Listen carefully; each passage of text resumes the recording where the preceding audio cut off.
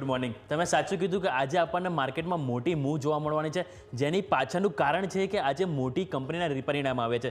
જેની સૌથી પહેલાં શરૂઆત કરવા માંગીશ આપણી ભારતની દિગ્ગજ કંપની રિલાયન્સથી, કે રિલાયન્સના જે પરિણામ આવ્યા છે આપણે, કે જેની આવકની સૌ પહેલાં વાત કરવા માંગીશ તો આવકની કંપનીની રૂપિયા 2.25 લાખ કરોડ હતી, જે 6.7% વધીને 2.40 લાખ કરોડ આવ્યા છે, જે સારું પરફોર્મન્સ છે. બીજું કંપની નફો કહું તો 17,265 કરોડ હતો, એ આપણને 7.4% વધીને 18,540 કરોડ આવ્યો છે. કંપનીના ઇબિટડા 7.7% વધ્યા છે, જે રૂપિયા 43,789 કરોડ પર આવે, અને કંપનીના માર્જિન પણ અહીંયાથી 20 બેઝ પોઈન્ટ વધ્યા છે, 18.1%થી વધીને 18.3% જોવા મળે છે. એટલે કે ઓવરઓલ પરફોર્મન્સ અહીંયાથી સારું જોવા મળ્યું છે. હવે કંપનીના પર આપણે સેગમેન્ટ વાઇઝ જોઈએ તો સૌથી પહેલાં આપણે રિલાયન્સ રિટેલ જોઈ લઈએ કે રિલાયન્સ રિટેલે શું પરફોર્મન્સ કર્યું છે. રિલાયન્સ રિટેલની જો આવકની વાત કરું તો કંપનીની આવક 8.8% વધીને 90,351 કરોડ આવી છે. કંપનીના ઇબિટડાની વાત કરું તો 9% વધ્યા છે, જે આપણને 6,840 કરોડ આંકડો જોવા મળ્યો છે. કંપનીના ઇબિટડા માર્જિન 7.6% ઉપર ફ્લેટ જોવા મળ્યા છે.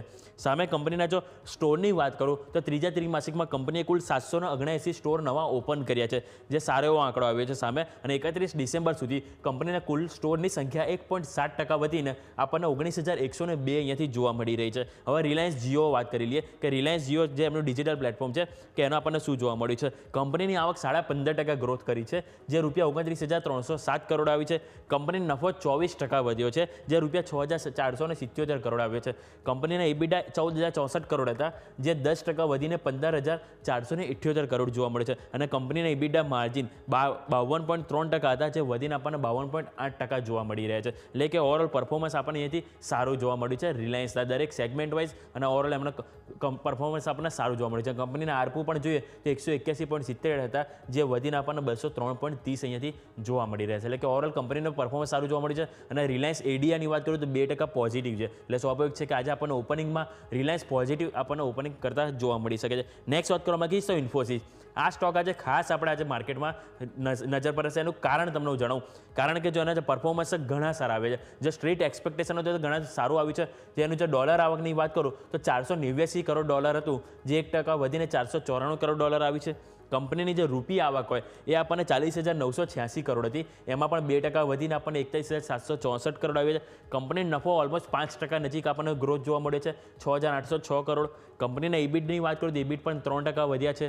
સામે જો કંપનીના માર્જિનની વાત કરું તો 21.1% હતા, જે વધીને 21.3% આવે છે. એટલે કે અહીંયા પણ માર્જિન પણ વધ્યા છે.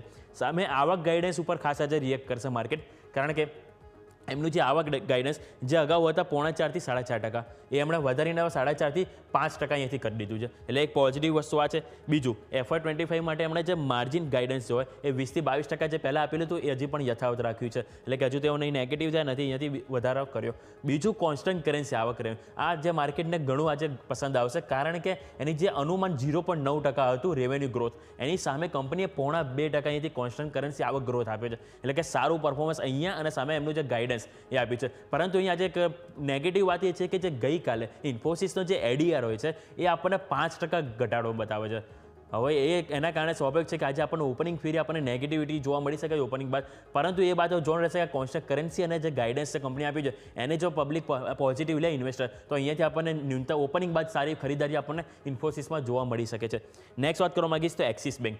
તો એક્સિસ બેંકના જો નેટ ઇન્ટરેસ્ટ ઇન્કમ જે વ્યાજની આવક હોય એ 12,532 કરોડ હતી અગાઉ, જે 9% વધીને આપણને 13,606 કરોડ જોવા મળી રહી છે.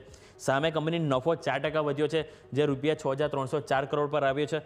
કંપનીના નેટ ઇન્ટરેસ્ટ માર્જિન ઘટ્યા છે. આ થોડું નેગેટિવ છે કે જે 3.99% હતા, જે ઘટીને 3.93% આપણને ક્વાર્ટરલી બેસિસ જોવા મળે છે. બીજું ક્વાર્ટર 3માં આપણને ડિપોઝિટ 9% વધીને 1%નો વધારો થયો છે. અને સામે જો એમનો જો લોન ગ્રોથ વાત કરું તો વાર્ષિક બેસિસ 9%, અને આપણને અહીંયાથી ક્વાર્ટરલી બેસિસ 1.5%નો વધારો થયો છે. હવે એમને એસેટ ક્વોલિટીની વાત કરીશ, 1.44% હતા, જે વધીને 1.36% છે. નેટ એનપીએની વાત કરું તો એ પણ 0.34%, જે વધીને 0.35% છે. એટલે કે એમની એસેટ ક્વોલિટીમાં ક્યાંક ને ક્યાંક કમજોરી જોવા મળી છે. એટલે કંઈ કહી શકાય કે મિક્સ નંબર આપણને એક્સિસ બેંકમાં જોવા મળે છે. બીજું એલટીઆઈ માઇન્ટ્રી વાત કરવા માંગીશ તો એલટીઆઈ માઇન્ટ્રીમાં ડોલર આવક $112 કરોડ હતી, જે આપણને 2% વધીને $114 કરોડ પર આવી છે. સામે કંપનીની આવક રૂપિયા આવક 2.4% વધી છે અને રૂપિયા 9,661 કરોડ પર આવી છે. કંપની નફો 13.2% ઘટ્યો છે. આવક ભલે વધી છે, પરંતુ એમને જે નફામાં અહીંથી કોન્ટ્રા જોવા મળી છે અને 1,252 કરોડ આપણને જોવા મળી રહી છે. બીજું જે એમનું જે ઇબિટની વાત કરીશ તો ઇબિટ એમને 8.9% અહીંથી ઘટ્યા છે, જે અગાઉ 1,458 કરોડ હતા, જે ઘટીને આપણને 1,329 કરોડ આવ્યા છે. માર્જિનમાં પણ ઘટાડો થયો છે, જે 15.5% હતા, જે ઘટીને આપણને અહીંથી 13.8% એમના માર્જિન જોવા મળી રહ્યા છે. અને સામે એમનું જે કોન્સ્ટન્ટ કરન્સી આવક ગ્રોથ એ આપણને ફ્લેટ જોવા મળી રહી છે 1.8% ઉપર. એટલે કે ઓવરઓલ અહીંયા નંબર આપણને અહીંથી મિક્સ જોવા મળી રહ્યા છે, કારણ કે એમનો નફો જે એમનો હોય છે મેઇન, એમાં આપણને અહીંથી કમજોરી જોવા મળી છે. સામે એમને જે માર્જિન પણ ઘટ્યા છે. બીજું વાત કરવા માંગીશ તો હેવેલ્સના ત્રીજા ત્રિમાસિકના જે નંબર આવે છે એમાં કંપનીની આવક 11% વધી છે, જે વધીને આપણને 4,889 કરોડ જોવા મળી છે. પરંતુ એમનો જે નફો જોશો તો નફામાં આપણને અહીંયા પણ કોન્ટ્રા જોવા મળ્યું છે, જે 3% ઘટીને 278 કરોડ આવે છે. કંપનીના ઇબિટા 2% ઘટ્યા છે. સામે કંપનીના માર્જિન વાત કરું તો માર્જિન પણ ઘટ્યા છે. 9.8% હતા, જે ઘટીને આપણને અહીંયાથી 8.7% જોવા મળી રહ્યા છે. અને કંપનીએ ₹4 શેર અહીંયાથી ઇન્ટરિમ ડિવિડન્ડની પણ જાહેરાત કરી છે. એટલે હેવેલ્સને પણ આજના દિવસે રડાર પર રાખીશું. નેક્સ્ટ વાત કરવા માંગીશ તો મેટ્રો બ્રાન્ડ્સ. તો મેટ્રો બ્રાન્ડ્સમાં કંપનીની જે આવક છે 10.6% વધી છે, જે ₹703 કરોડ આવી છે. બીજું નફો છે એમાં અહીંયા પણ કોન્ટ્રા જોવા મળ્યું છે. એટલે અત્યારે આપણે લાસ્ટ 3-4 સ્ટોક ચર્ચા કરીએ એમાં જોયું કંપનીની આવક ભલે વધી છે, પરંતુ કંપની જે પ્રોફિટેબિલિટીમાં ક્યાંક ને ક્યાંક અસર જોવા મળી છે. અહીંયા પણ 3.7% ઘટીને 95 કરોડ આવે છે. નેક્સ્ટ આપણે વાત કરવા માંગીએ લાસ્ટ સ્ટોક તો હેટસન એગ્રો. હેટસન એગ્રો નંબર વાત કરું તો આપણને આવક 6.5% વધીને 2,009 કરોડ જોવા મળી છે. અને આ સ્ટોકમાં પણ આપણને નફામાં કોન્ટ્રા જોવા મળી છે.